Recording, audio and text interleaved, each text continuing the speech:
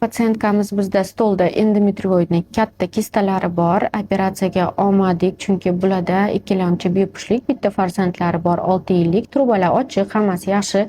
Ikki taraflama endometrioidning kista, bir tarafda 8 santimetr, ikkinchi tarafda 4,5 santimetr. Учитывая reproduktivную funksию, tug'moqchi bo'lganlarni hisobga olganda, после laparoskopии risk очень большой, что onalik zaxiralari tushib ketishini hisobga olganda biz bularni hozir punksiyaga tayyorladik. Hozir punksiyada ko'rib turganingizdek, где-то 20 millilitrcha уже punktat yig'ildi, endometrioma yana dальше yig'yapmiz. Keyingi siklga plan bo'ladi, stimulyatsiyaga olamiz, xudo xolasa.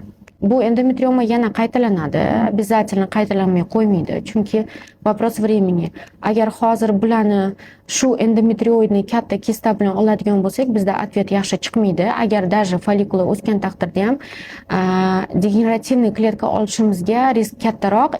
Ikkinchisi follikula emas, ko'proq endometrioid o'sishiga ham katta risk bor. Поэтому biz birinchi buni oboramiz, ozgina lecheniya qilamiz bu siklda, keyingi siklda hayzni ikkinchi kuni olamiz stimulyatsiyaga. Agar ko'pchilik hayzni ikkinchi kunida yig'ib sразу punksiyaga oladiganlar bor, stimulyatsiyaga tayyorlaydigan. Ozgina другой taktikani tanladik, sabab bu yerda endometrioid olingandan keyin temperatura berish mumkin, специальный antibakterialniy terapiyalar olish mumkin.